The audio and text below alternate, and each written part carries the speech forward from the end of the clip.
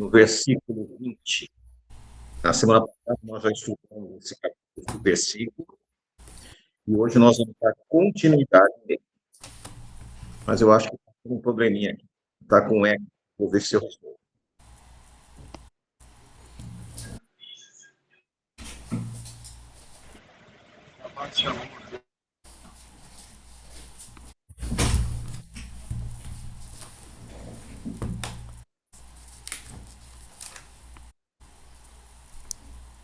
Muito bem. As profecias, elas são... Irmã Márcia, bem-vinda.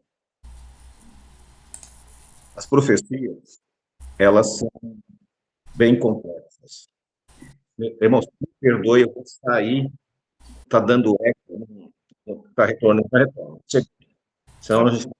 Eu vi aqui, tá todos fechados, Rabino. Os Não, mas microfones estão está com todos. problema. Eu vou sair.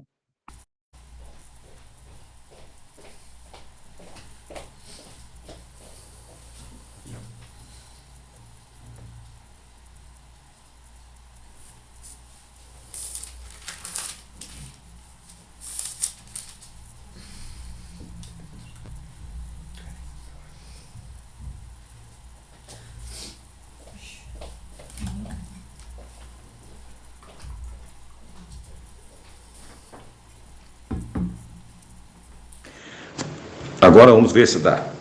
Vamos tentar de novo. Agora sim, vocês estão me ouvindo? Sim. Ótimo. Sim. Muito bem. O estudo de hoje é sobre as profecias de Daniel.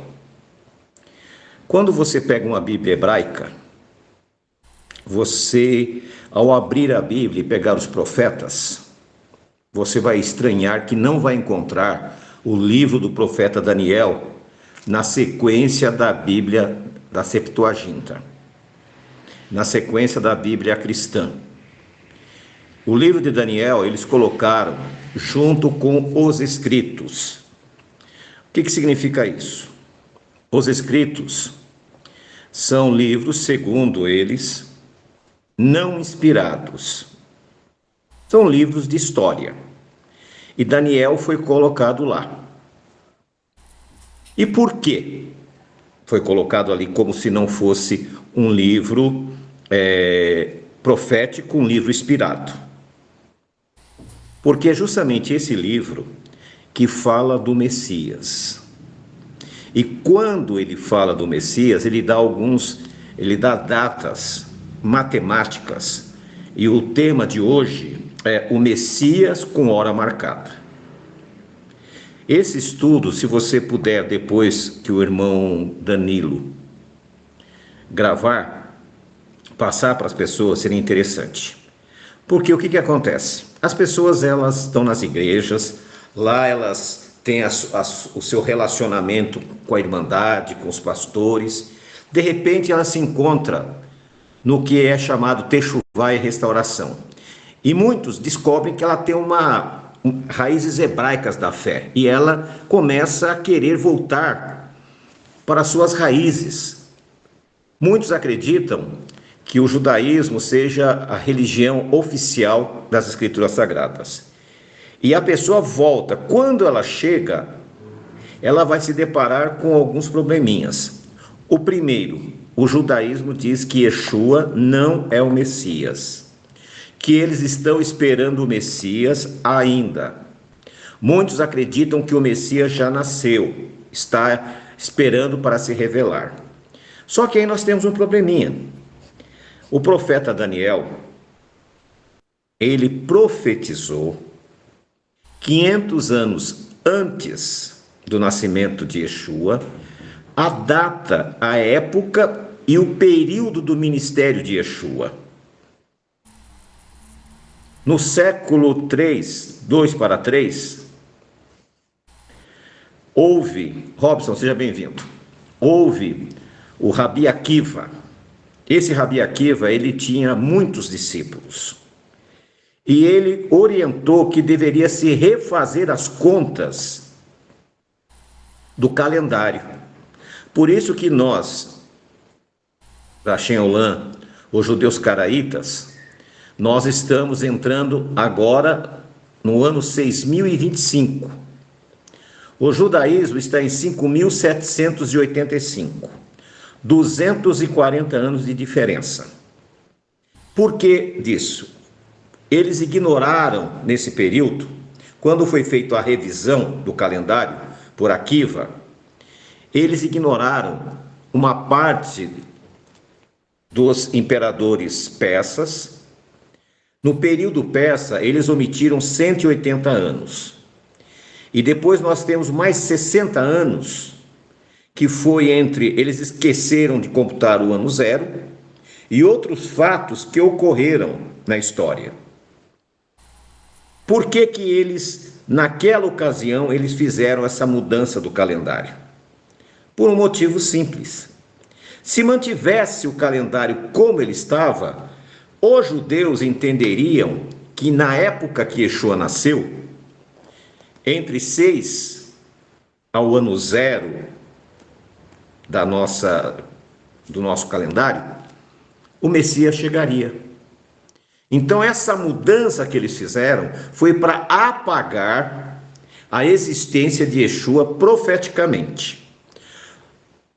No judaísmo surgiu mais ou menos 20 Messias.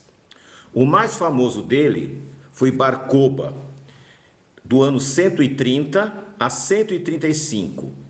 O Rabi Akiva, nessa época, proclamou Bar Koba como Messias.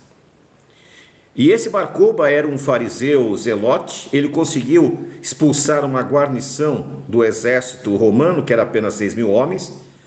Naquela época, Roma estava lutando com outros povos e deixou de lado Judá. E ele, durante 5 anos, reinou ali em Jerusalém. E Bar Koba, para dar credibilidade dele como Messias, ele abandonou e modificou o calendário.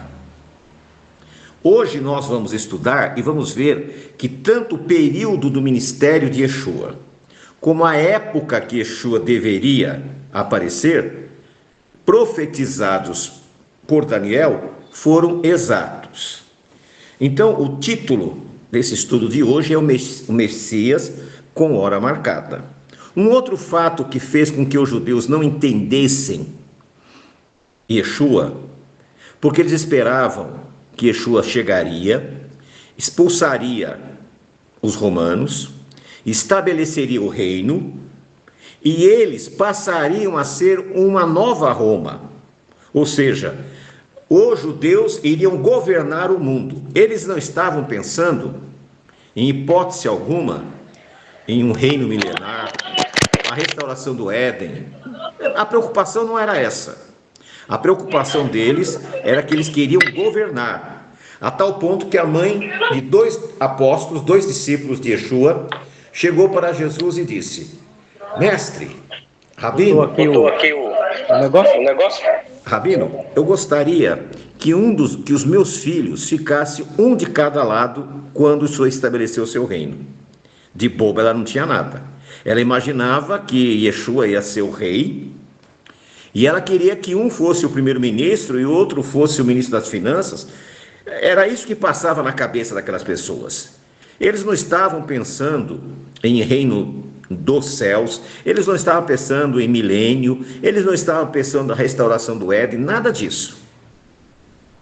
Quando Akiva reconheceu o falso Messias Bar Koba, então ele precisava fazer com que as pessoas, ao pesquisar a profecia de Daniel, verificassem que não tinha nada a ver, que Yeshua não cumpriu essa profecia. Mas foi uma grande mentira. E nós vamos fazer essa leitura novamente para você observar. Analise. Outro detalhe. O Messias, segundo a profecia, viria em 2 fases. A primeira fase seria o servo sofredor, que nós encontramos em Isaías 56. E a segunda fase, no seu retorno, seria o rei Messias. Eles não aceitam porque eles falam, ele não cumpriu a segunda parte. Eles não entenderam essa segunda parte, que ele vai ser o rei Messias quando ele retornar. Eles dizem, não, esse aí veio, sofreu, morreu, ele não é o Messias.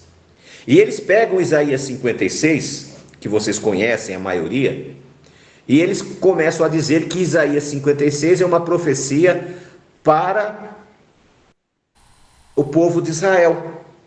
E se você começar a ler do versículo 1 ao 8, dá-se a possibilidade de considerar isto. Mas do versículo 8 em diante, é nítido que não se refere ao povo de Israel. Esses rabinos que estão aí no YouTube, todos eles usam esse argumento. Só que eles leem até o versículo 8. Depois eles não leem mais. Não, Isaías 56 está falando de Israel, não está falando do Messias. E eles falam que Daniel não era profeta. Mas se nós pegarmos, é o profeta mais completo que nós temos. Nessa série de estudos que nós fizemos, vocês viram na época de Nabucodonosor, o sonho dele, que está até hoje a profecia se cumprindo. Então vamos lá, versículo 20 do capítulo 9. Estava eu ainda falando e orando e confessando o meu pecado. Primeira coisa, ele estava falando com Deus, estava orando e confessando o pecado. O pecado do meu povo. Derramava minhas súplicas diante de Jeová, o meu Deus, pelo monte santo do meu Deus. Estava eu ainda falando em oração, quando Gabriel, o varão que eu tinha visto em minha visão ao princípio, veio em minha direção voando rapidamente, como a hora do sacrifício da tarde. Lembra da profecia das 2.300 tardes e manhãs? Então esse sacrifício aqui era da tarde, né? E falou comigo, fez-me compreender dizendo, Daniel, sai agora para ilustrar a tua inteligência. No princípio das tuas súplicas foi dado a ordem, e eu vim para revelá-la, porque você é muito amado. Compreende? Pois a ordem e entenda a visão. Agora, a primeira coisa que eu quero que vocês entendam. Presta bem atenção. Daniel, ele nunca quis ficar, inventando moda. Ele não entendeu a visão. Ele orou e pediu revelação a Deus. Você, se você tiver dúvida, peça revelação a Deus. Ore, confesse os pecados, ore pelos seus irmãos. E não tenha dúvida que Deus vai fazer a mudança na sua vida. Não tenha dúvida quanto a isso, que foi o que aconteceu com Daniel. No versículo 24. 70 semanas estão determinadas sobre o teu povo e sobre a santa cidade para acabar com a transgressão e dar fim aos pecados, para expiar a iniquidade, trazer justiça eterna, selar a visão e a profecia e para ungir o santo dos santos. Então aqui o anjo diz, olha, 70 semanas. Quanto é 70 semanas? 70 semanas é 1 ano e meio. Nesse 1 ano e meio, o Messias iria trazer salvação, iria expiar os pecados, como está aqui, né? Ia ser ungido, como ele foi ungido por Maria na casa de Lázaro, para passar pelo suplício, para poder entrar na presença do Pai. Então esse versículo aqui, 24, se refere ao período do ministério de Yeshua. Os teólogos, a partir de Eusébio, de Cesareia, e outros mais ali, que não me foge o nome nesse momento, tiraram da cabeça que o ministério dele seria de 3 anos e meio. Se nós formos considerar 3 anos e meio, nós vamos perceber que foi muito pouco milagre para um período tão longo. Se nós olharmos os evangelhos cronologicamente, nós vamos ver que não é possível. Por quê? Para que ele ficasse 3 anos e meio, ele teria que ter celebrado pelo menos 3 Páscoas, teria que celebrar 3 pães ázimos, 3 Pentecostes, 3 trombetas, 3 Yom Kippur, 3 tabernáculos. Não foi o que aconteceu no período do seu ministério. Muito bem, continuando. A profecia do período do seu ministério de 1 ano e meio está em versículo 24. O versículo 25 não tem nada a ver com essa profecia. Aqui é a profecia que vai falar quando ele deveria chegar. Ela não está em ordem cronológica. O versículo 24 fala do período do seu ministério. O versículo 25 diz assim: sabe, pois, e entende, desde a saída da ordem para restaurar e para edificar a Jerusalém, até o Messias, o príncipe. Aí nós já temos aqui uma base. Quando saísse a ordem para reedificar Jerusalém, quando o Messias deveria chegar, tem um período. Aí diz aqui: haverá 7 semanas e 62 semanas. Percebam que aqui é diferente do de cima. O de cima fala 70 semanas, aqui divide. 7 mais 62. Nós temos 69 semanas. 69 semanas equivale a 483 anos. Então Daniel sabia que a partir do momento que saísse a ordem para que os judeus voltassem para Jerusalém, levaria 483 anos para o Messias chegar. É muito tempo. Imagina se fosse nós agora. Tivéssemos que esperar 483 anos. O Messias chegaria no ano 2500. É uma coisa muito longa. Estou falando isso para a gente tentar mentalizar. Então nós temos um princípio. Quando nós pegamos a história, no ano 456, Ciro o Grande, o imperador persa, ele deu uma ordem para que os judeus retornassem para Jerusalém, que levassem os utensílios do templo e começassem a reconstrução. Então nós temos um ponto de partida, que é 456. Nós temos o período que seria 483. Como é antes e depois, 456 anos antes. Aí nós vamos trabalhar com 483. Nós vamos chegar ao ano 27, quando Yeshua começou o seu ministério. No ano 27. Lucas disse que ele começou com 30 anos. Se ele começou no ano 27 e começou com 30 anos, ele nasceu provavelmente no ano 4 a 3. Por que 4 a 3 antes de Cristo? Porque o calendário romano, ele começa numa época, o judaico na outra, então fica meio a meio. Foi quando ele nasceu. Ou seja, quando nós pegamos a história, Herodes morreu no ano 4, entrando para o ano 3. O que aconteceu? Esse foi o nascimento. Como quem fez o calendário não sabia desses cálculos, ele colocou o ano 0 para o nascimento de Jesus. Então, por isso que é depois de Cristo. Se nós considerarmos 4 ou 3, na verdade nós estaríamos no ano gregoriano de 2029. Então você vê que todos os calendários são meio confusos. Mas voltando para o que nos interessa, Ciro ordena que eles podem sair 456.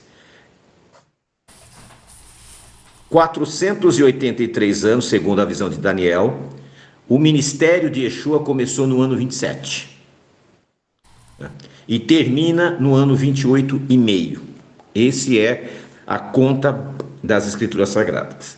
Se você pegar por aí as réguas teológicas, proféticas, eles colocam 30 a 33. Está totalmente equivocado. Pode pegar da Igreja Adventista, de qualquer religião. A régua que eles fazem uma régua e colocam ali as datas proféticas. E eles estão totalmente errados. Porque se ele começou se ele nasceu entre 4 ou 3 antes do seu nascimento, começou com 30 anos, no ano 27, e o seu ministério foi 1 ano e meio, ele teria morrido no ano 28 e meio. Ou seja, pelos cálculos, nós estamos com 2000 anos exatos da morte de Yeshua. Estamos entrando no período que seria o milênio. Aí vocês perguntam para mim, mas espera aí, ele não voltou. E agora, como é que faz? Aí entra a explicação, que o próprio Senhor Yeshua nos disse, né? Através daquela visão, daquela parábola, das virgens, das 5 virgens prudentes e as 5 virgens loucas, que o noivo chegaria às 6 horas. Ó, estamos entrando no ano 2000, mais 4.000 da criação, ano 6.000, 6 horas. Bate a conta. Porém, ele se atrasa. E ele chega à meia-noite. Esse período que nós estamos adentrando é o período de atraso. Nós não sabemos quanto tempo. Não sabemos se é 1 ano, se é 2, se é 3, se é 5, se é 10. Não fazemos a menor ideia. Mas nós sabemos que da mesma maneira que a profecia se cumpriu, quando saiu a ordem, 483 anos depois, ele está no seu ministério. 1 ano e meio depois ele morre. A matemática não falha. Se não falhou lá, por que vai falhar agora? Ou seja, nós estamos entrando num período de tempo emprestado, no período em que o noivo se atrasou. E nesse período aqui nós temos virgens sábias que têm o azeite e virgens loucas. A palavra virgem ou mulher significa congregação, igreja. Ou seja, nós temos igrejas sábias que sabem interpretar a profecia, e nós temos igrejas loucas, congregações loucas, que não sabem interpretar, não têm o Espírito. Por isso que nós temos que fazer o que Daniel fazia, buscar em oração as respostas, buscar em oração para compreender e entender a profecia.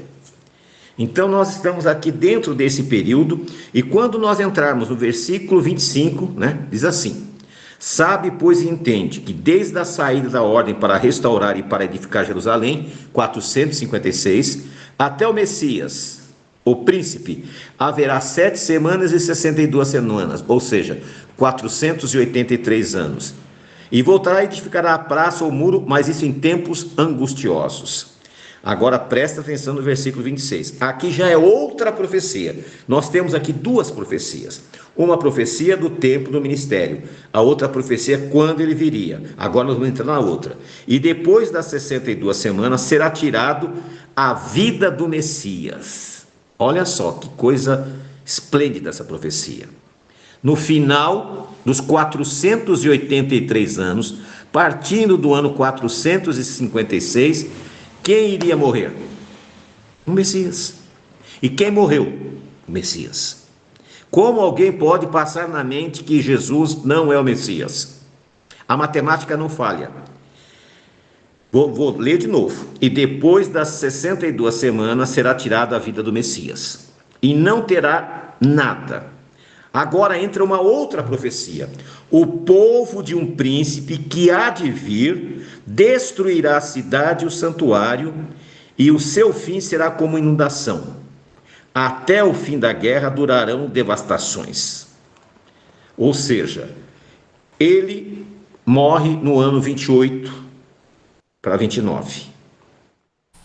40 anos depois, outro príncipe.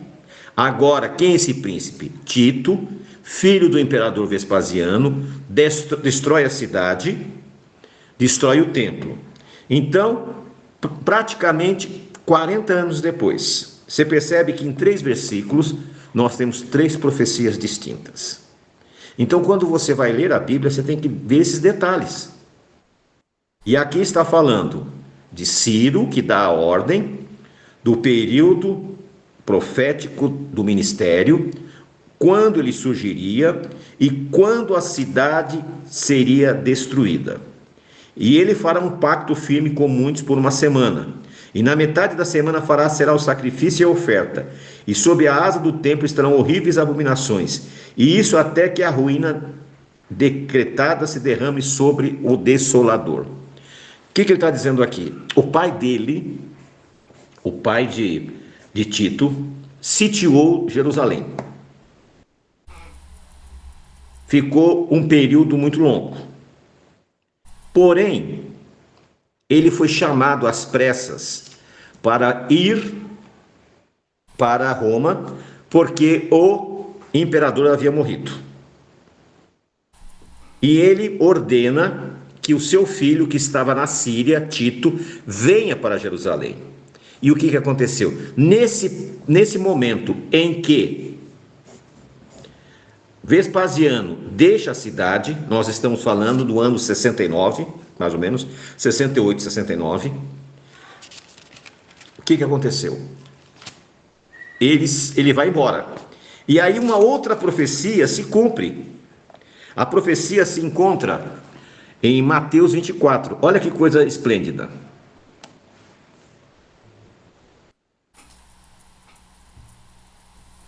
Deixa eu achar só o texto aqui, tá vendo?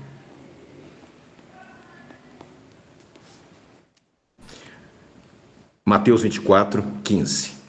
Portanto, quando virdes no lugar santo a abominação da desolação anunciada por meio do profeta Daniel. Aonde é o lugar santo? Não é no templo, é em Jerusalém. As pessoas pensam que é o templo. O lugar santo é Jerusalém. Então, os que estiverem na Judéia, fujam para os montes. Quem estiver sobre o eirado, não desça para tirar da sua casa. E quem estiver no campo, não volte atrás para buscar sua capa. Mas ai daqueles dias quem estiverem grávidas e das que estiverem amamentando. Orai para que vossa fuga não seja no inverno nem no sábado. Porque nesse tempo haverá grande tribulação, como nunca houve, desde o princípio do mundo até agora, e não haverá jamais. Se aqueles dias não fossem abreviados, não se salvaria ninguém. Mas por causa dos escolhidos, aqueles dias seriam abreviados. Aqui não está falando do fim do mundo.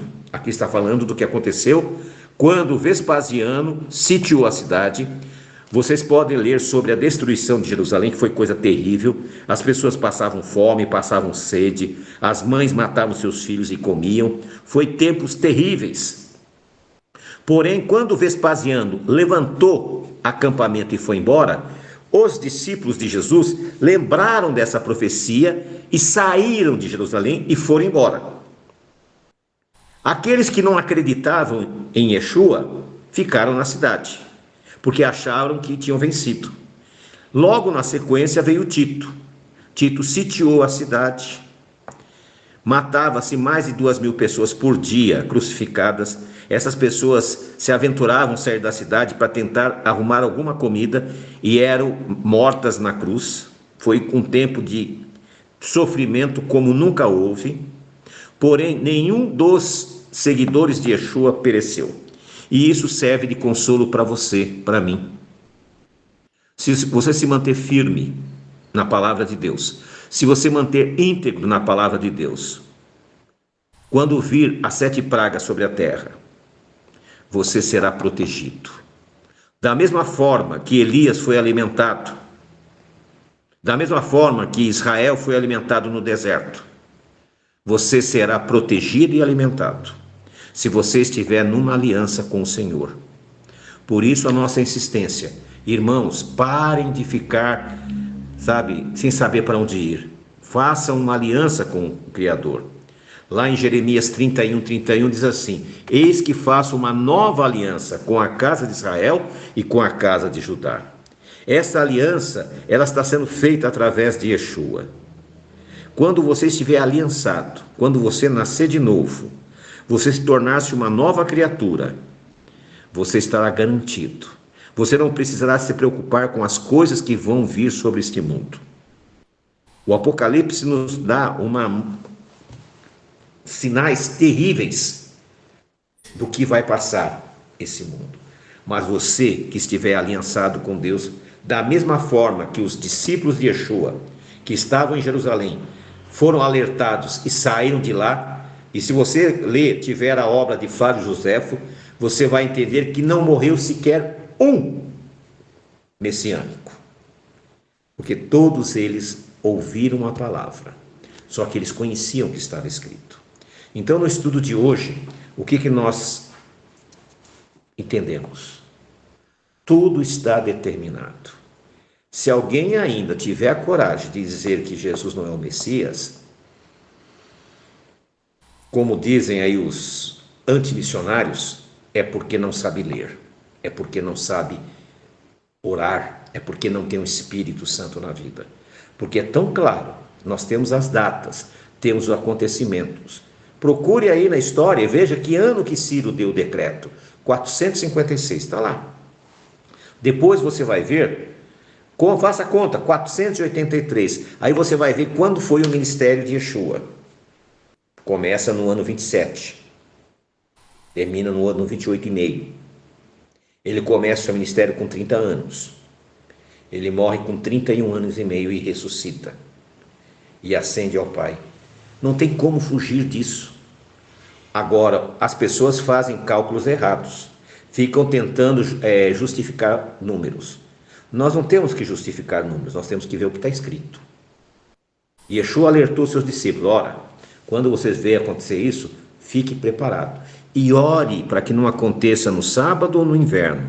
Ai das grávidas. Por quê? Porque é mais difícil você fugir grávida, é mais difícil você fugir com um bebezinho. Não quer dizer que a pessoa não possa ter filhos, óbvio que não é isso. Mas ele está dando um alerta. Então, se eu posso orar para que a aprovação não venha num momento muito difícil na minha vida, por que eu não estou orando? Você está orando a Deus para que Deus solucione seus problemas? Para que Deus abra as portas? Muitos dos nossos irmãos aqui têm problemas de trabalho. Outros irmãos têm problemas com família, com filhos, com esposo, com esposa. Outros têm problemas de saúde. Vocês têm orado? Ou depois que vocês vieram para Techuvá, vocês esqueceram desta ferramenta fabulosa que é a oração? Lembra que eu li agora há pouquinho Daniel? Que ele orou e clamou e pediu. E quando ele começou a orar, Deus mandou a resposta através de Gabriel. Talvez Gabriel não venha hoje te dar a resposta. Talvez Deus deu a resposta através da palavra. E se ele te deu uma resposta, receba essa palavra na tua vida. Coloque em prática. Nós estamos vivendo em tempos emprestados. Pelos cálculos que nós temos, se Yeshua morreu no ano 28,5 para 29, né? Houve um erro no cálculo quando foi feito o calendário gregoriano. Nós estamos no ano 2029, ou seja, nós estamos no ano 2000 mais 4.000. Desde a época do Éden, nós estamos entrando no ano 6.000. Se nós estamos no ano 6.000, nós estamos do Éden. Não estou falando do calendário que nós temos, que nós estamos no ano 6.025. Essas variações é possíveis. Por quê? Se eu errar na conta um zero, já errei tudo. Então, o que eu quero chegar? Nós estamos entrando num período emprestado.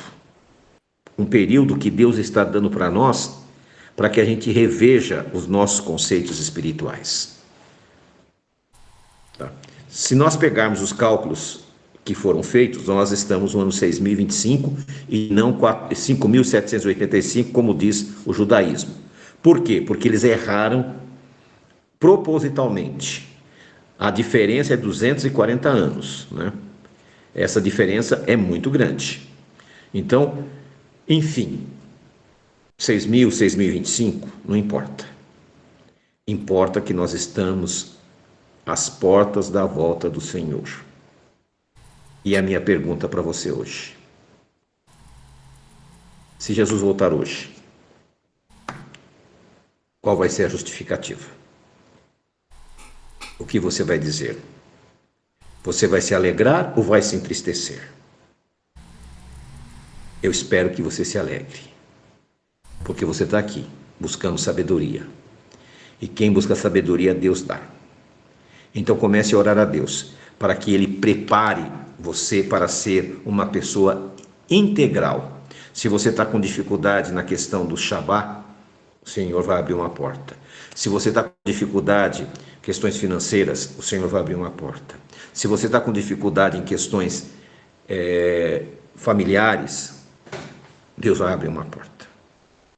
Por isso que eu tenho me dedicado às sextas-feiras de estar com vocês, para estarmos juntos aqui estudando e orando. Agora eu vou orar por você, sentindo no meu coração o desejo de orar por você.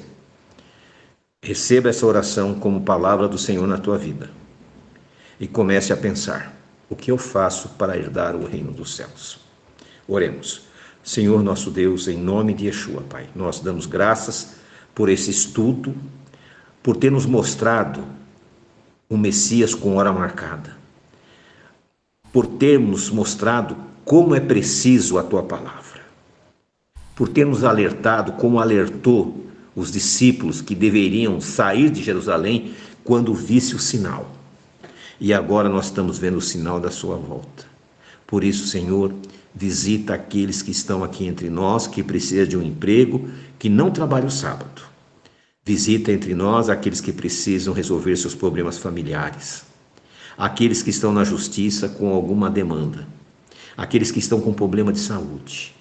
Visita-os, Pai, nesta hora. Muda a vida dos teus filhos. Derrama sobre eles a tua Shekinah. Que as tuas bênçãos os acompanhem. É o que nós pedimos, clamamos e desde já agradecemos porque sabemos que vamos receber. Amém. Que o Senhor te abençoe e te guarde. Que o Senhor faça resplandecer o seu rosto sobre ti e tenha misericórdia de ti. Que o Senhor sobre ti levante o seu rosto e te dê shalom. Amém. São 9h14, agora a gente pode bater um papinho. Pode falar, irmão Danilo. Eu não sei quanto tempo você tem ainda, mas só falar para os irmãos que a gente já está faltando uns 3 capítulos para terminar as profecias de Daniel, do Daniel. E para não perder os próximos, porque são 3 capítulos que ainda trazem profecias, e por alguns cálculos que o Rabino fez e foi apontando, teria profecias para o ano que vem. A gente não sabe qual, mas a gente estuda junto. Só para os irmãos não perderem o fio da meada. É perfeito, irmão. Muito, muito bom. Porque é diferente você participar pessoalmente aqui, né? Pode falar, irmã Rosângela.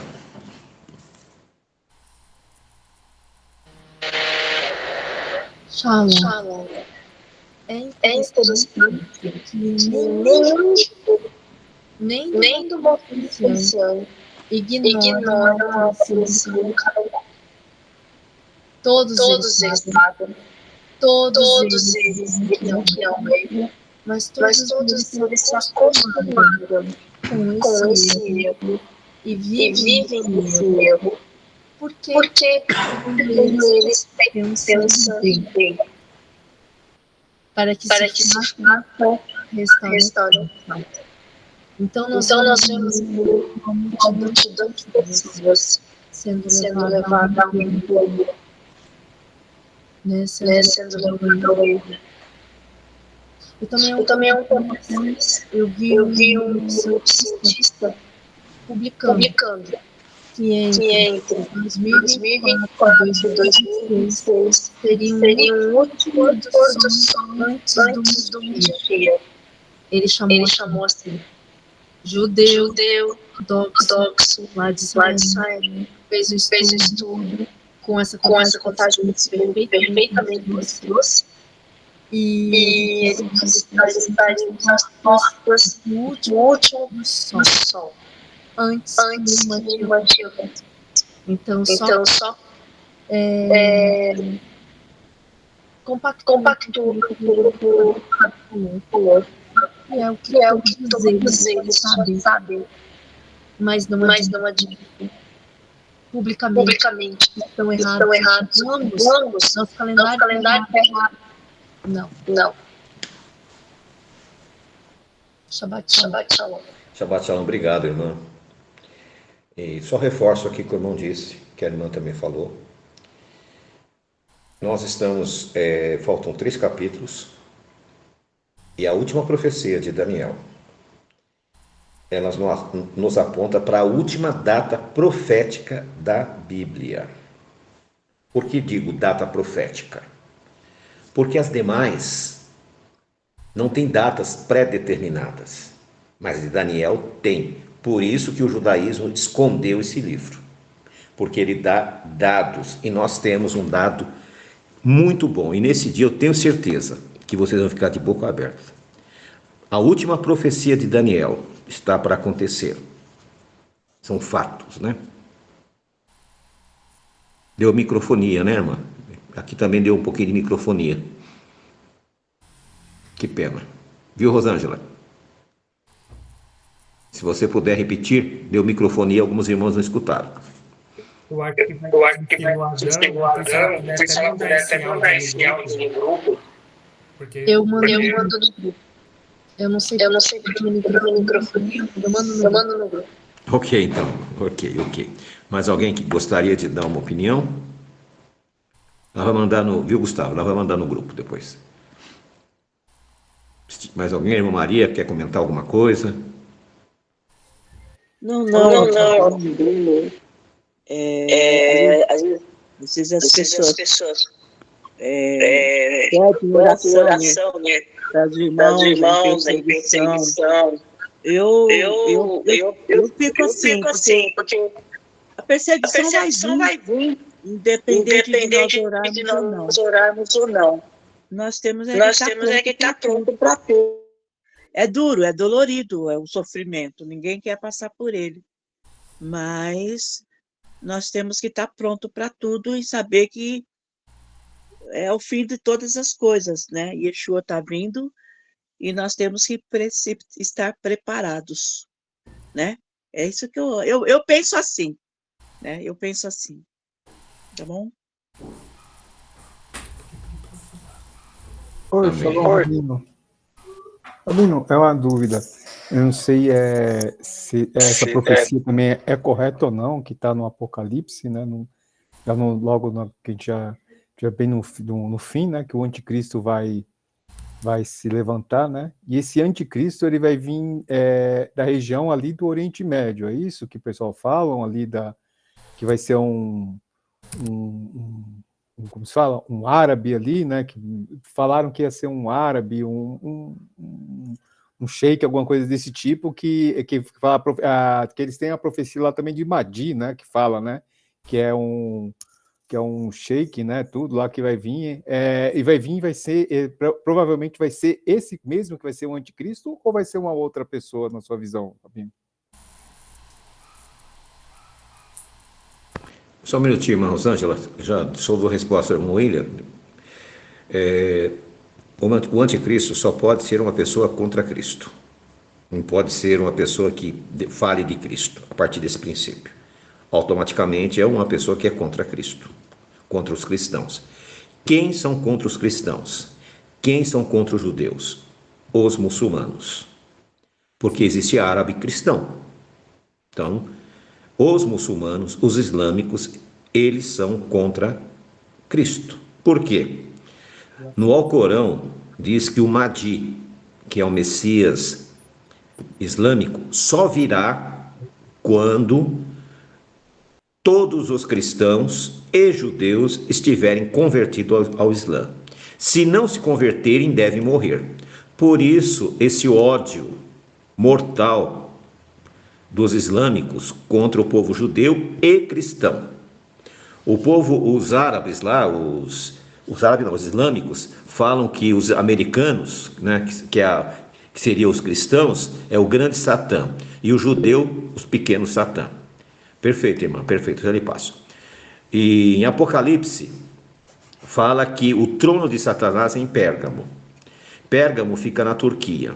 Se o trono é lá, obviamente que o anticristo virá de lá, né? Será um islâmico, talvez um turco, talvez alguém, né? Mas esse estudo nós vamos estudar quando chegar em Daniel capítulo 12. Esse a gente vai estudar também, que é o último estudo de Daniel. Irmã Rosângela, pode falar. Ok. Agora melhorou? Eu disse, repetindo, né, que não há um judeu que não tenha ciência dessa alteração do calendário. Todos eles sabem. Todos os que estão no movimento messiânico sabem que tem essa alteração. Todos eles sabem que precisa ser feita essa correção. Todos eles admitem tudo isso. Porém, preferem permanecer no erro porque não existe um Sanhedrin para corrigir o mal que foi feito. E aí eu cheguei à conclusão, né, e até discuti com o rabino uma vez e disse assim, sim, então todo mundo prega uma inverdade e leva multidões ao erro e ao engano porque alguém lá atrás cometeu um erro e sem o Sanhedrin ninguém vai fazer nada. Lembrando que o templo será construído pela mão do Eterno e não pela mão do homem. Esse que vai ser construído é o anticristo. E aliado a tudo isso, em 2008, eu vi um estudo, se não me engano foi essa data, de um cientista israelense, judeu ortodoxo, que fez um recálculo que coincide exatamente com o que o Rabino Laércio falou sobre a volta do Mashiach. E ele disse que de 2024 a 2026 estaríamos nos últimos pôr do sol antes do Mashiach. Que seria assim, como, né, a gente ouve a expressão, as portas da volta do Mashiach. Então coincide exatamente com o calendário que o Rabino passou, né, com as projeções, que nós estamos realmente no final. Porque ele fez a conta ali com... Eu até posso procurar esse estudo de novo, se ele ainda está ativo, e jogar para vocês lá no grupo. Mas, assim, ele fez todas as contas com os jubileus, né, as festas, essa restauração dessa perda desses 240 anos aí do calendário, né, e ficou bem de acordo com o que o Rabino mencionou agora. Então, assim, é triste, é lamentável, porque nós vemos milhões de pessoas que estão vivendo um engano. E quem é que vai requerer o sangue dessas vidas, né? Quem é que vai pagar pelo sangue dessas vidas? Então, só a misericórdia de Deus, através do sacrifício de Yeshua, porque estão em... É isso, irmãos. Muito obrigado, irmã Rosângela. Agradeço. Muito bem. Se tiver mais alguém que quiser fazer um comentário, ainda temos 2 minutinhos, 3 minutinhos, né? Sabe, irmãos, o que eu vejo é o seguinte: as pessoas estão preocupadas com seus problemas. Pode dizer, pode falar, Fabiano. Eu queria dar pegar um gancho desse que o Rabino falou, para os irmãos entenderem o que acontece. Tem uma série na Netflix que se chama Messiah. Ela só teve uma temporada, né? Porque a Netflix teve umas ameaças do pessoal islâmico, aí eles cancelaram. Mas quem puder ver essa série, ela explica muito bem essa parte que o Rabino falou desse Messias que viria do Oriente Médio. Os seguidores, ele começa a ter seguidores, só que é uma série bacana, mas só que foi cancelada. É só procurar Messiah na Netflix, que ela ainda tá lá, tá bom? Obrigado. Mais alguém? Então, não havendo, eu agradeço a presença de todos. Muito obrigado, irmãos. Orem um pelos outros, orem por nós. Eu ia dar esse estudo hoje, mas foi um dia difícil. É difícil assim, um dia que, como os outros qualquer, mas bateu uma depressão, uma angústia, uma coisa terrível. E eu falei, por que isso? O que está acontecendo? Sabe, eu estava totalmente deprimido, uma depressão como nunca. Aí eu comecei a orar a Deus pedindo que Ele tirasse esse sentimento, porque esse estudo, ele realmente mexeu comigo e eu sei que vai mexer com algum de vocês. E eu espero que realmente mexa. Shabbat Shalom. Amanhã nós estamos aqui. Na semana que vem, nós vamos fazer no sábado online e no domingo nós vamos nos reunir, que é o dia 30, e vamos fazer aqui, das 10 às 15 horas, vamos estar juntos, vamos estar almoçando, e eu gostaria de que vocês se programassem para o próximo domingo, dia 30, estar com a gente aqui, celebrando o início do novo ano, tá? E também para que possamos, além de adentrarmos o novo ano, podemos estar adorando a Deus nesse dia. Lembre-se que Davi falou: alegrei-me quando me disseram, vamos à casa do Senhor. Shalom, shalom. Shalom, shalom.